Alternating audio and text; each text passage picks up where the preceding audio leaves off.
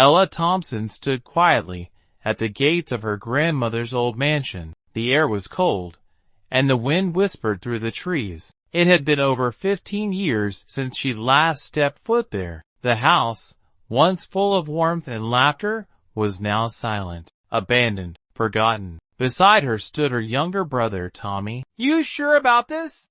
he asked, his voice low. "This place gives me the creeps." Ella held a letter in her hand. It was from their grandmother, Lydia Thompson. The letter had been sealed and hidden, only found a few days ago in an old book. In it were strange words, warnings, clues. "I have to know what happened," Ella said. "Grandma left us something she didn't want anyone else to find." They pushed open the old front door. The hinges groaned, and dust floated in the air like ghosts. The smell of old wood and forgotten memories filled their lungs. Inside, everything was just as they remembered, only older, broken, and quiet. They moved through the house, stopping at a large painting of Lydia that hung above the fireplace. Her eyes seemed to follow them. Tommy wiped dust from a small wooden box on a side table. It was locked. On the side, a carved message.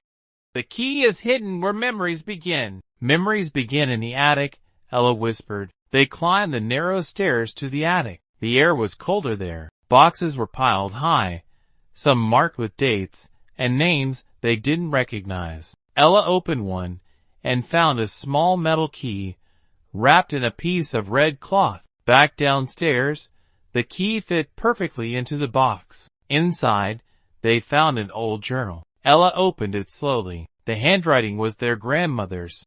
"There are things hidden in this house," Ella read aloud. "Things that could change everything. I've made enemies. They are still out there watching, searching." Tommy leaned in. "What kind of enemies?"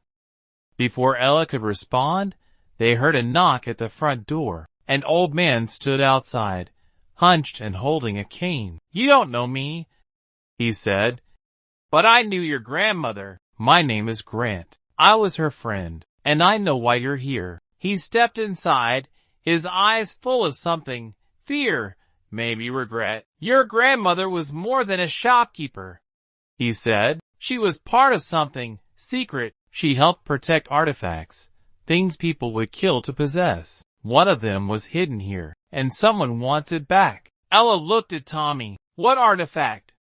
Grant hesitated. "A key." "Not this key," he said, pointing at the box. "A real key. One that unlocks a vault hidden somewhere in this town. A vault full of things too powerful to be in the wrong hands." Tommy scoffed. "You mean like treasure?" "Not gold," Grant said. "Knowledge, secrets, evidence." Ella's hands trembled. "Where is it?" "No one knows," Grant said. "But they think you might find it." "Because you're Lydia's blood, and that's dangerous." That night, they received a message slipped under the door.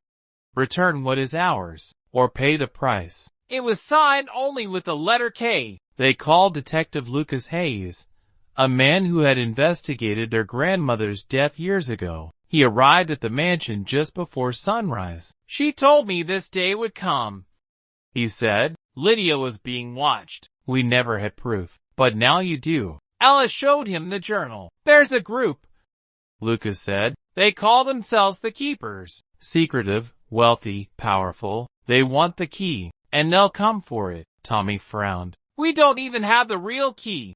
"That doesn't matter," Lucas replied. "They think you do." Ella made a decision. She wouldn't run. She wouldn't hide. She would follow the clues in the journal. There were sketches, maps, and a name, Victor Harlow. Lucas knew the name. He leads them now. He'll stop at nothing. They drove to an abandoned estate at the edge of town. Inside, it was quiet, too quiet. Shadows moved. Doors creaked. Then they saw him. "Victor, you should have stayed away," he said. "We don't have what you want," Ella said. Victor smiled. "You do. You just don't know it yet." Suddenly, Tommy stepped forward, holding the journal. "This is what she left." "Not the key. The truth." Victor's face changed. Confused, angry. Ella realized something. "You've been chasing something that never existed. Grandma destroyed the key. to protect everyone. Victor stepped back. Lucas raised his voice. It's over.